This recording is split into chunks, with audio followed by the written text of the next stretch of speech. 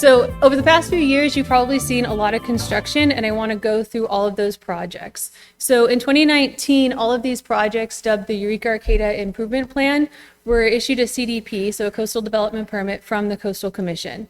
As you can see, the status, all of these projects have been completed except for the Indianola Undercrossing and Half Signal, which is underway right now.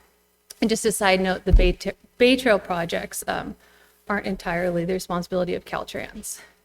So Indianola, you can see on the screen right now, we'll have a separated grade and intersection at Indianola.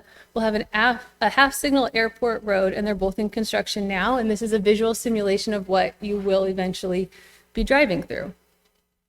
The second project, as you probably noticed, we've added acceleration and deceleration lanes throughout the corridor, and that just brings us up to safety standards and makes driving a little bit easier. We've replaced a lot of metal beam guardrail with cable medium barrier guardrail because it's a little bit safer. It's also lower maintenance costs, and I think visually more appealing. We've done this at the north and south end of the corridor. The next project was the bridge replacement. So we replaced the Jacoby Creek Bridge. We also replaced bridge rails on the northbound Jacoby and the north and southbound Gannon Slough bridges. So this photo is the Jacoby Creek Bridge next to the Bay Trail that we replaced, and then there's a historic photo of what the old bridge looked like when it was new. So the last set of projects in this 5-component project CDP was the replacement of 5 aging tide gates. So throughout the corridor, these tide gates have been replaced to be fish friendly. So back to the CDP that I keep mentioning. The CDP incorporated 2 climate change related special conditions that caused us to address the vulnerability of the area and to consider long-term planning efforts. So right off the bat, that resulted in Caltrans advanced planning creating a climate change adaptation branch. We increased our participation in community groups. We increased outreach and local coordination. And then we also recently started a contract with Cal Poly Humboldt to complete some advanced technical studies.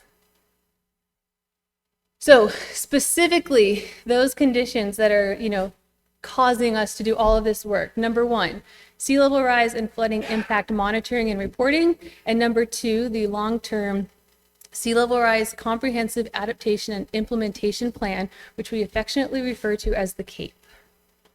So special condition 1, going to keep this one really brief because we've had a lot of kind of talks.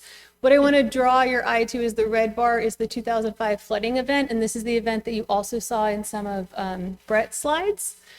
If you look along the bottom, it might be a little small, but we're looking at the monthly maximum water elevation for each month. So if red indicates the dramatic event we saw in 2005, the closest we've gotten to that would be about January 2021. Got close, but didn't quite hit the same level.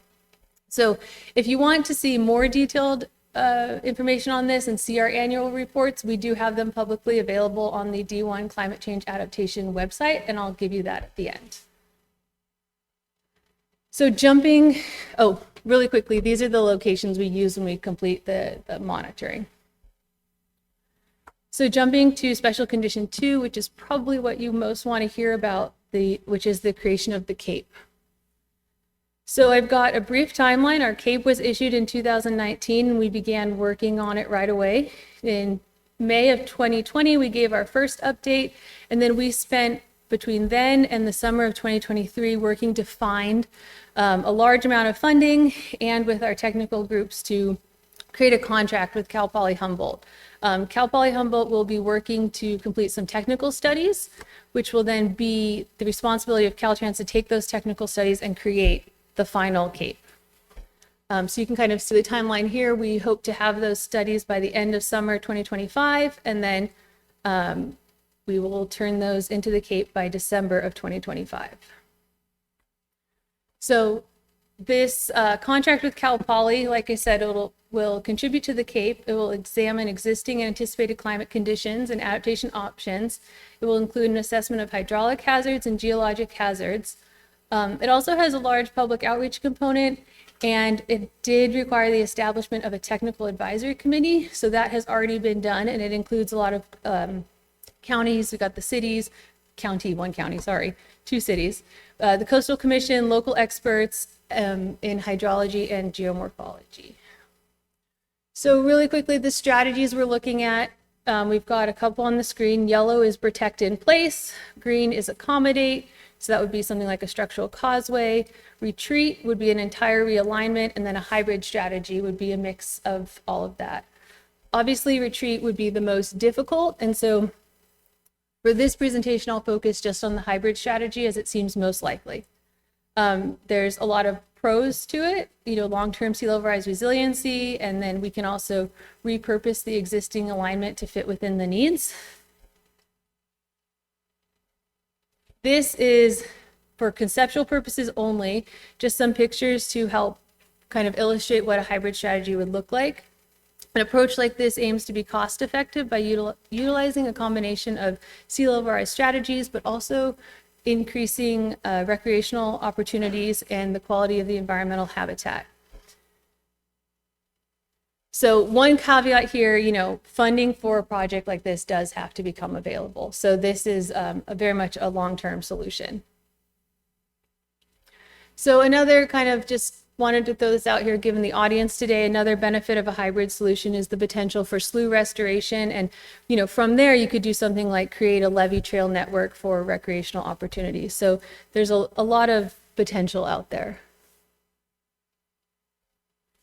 So then just to wrap up, I want to give a note on the regional coordination and next steps. I already mentioned the establishment of the Technical Advisory Committee, and we've got our second meeting coming up in July. We continue to use the 2021 Public Engagement Plan, and we continue to maintain the District 1 Climate website. We've been active participants in the Humboldt Sea Level Rise Institute, which Dr. Richmond spoke on this morning, and we continue to present locally, not just in forums like this, but also with Kiwanians and some other forums. So we do have monthly meetings with Humboldt County to review sea level rise projects. As you'll see, Hank's going to speak next with similar alignment. We've been coordinating with local governments on land use plans, and we have monthly meetings with the Coastal Commission staff for the same purpose. And then lastly, I want to let you know there will be multiple and large public outreach meetings regarding the Cape moving forward. So they haven't been scheduled yet, but those will come. So in the meantime, I encourage you to exercise your right to reach out to Caltrans, any other public agency, let them know what you want to see happen there, and we'll do everything we can to incorporate that. And that is our North Coast Climate Action website on the screen if you want a copy of any of our annual monitoring reports.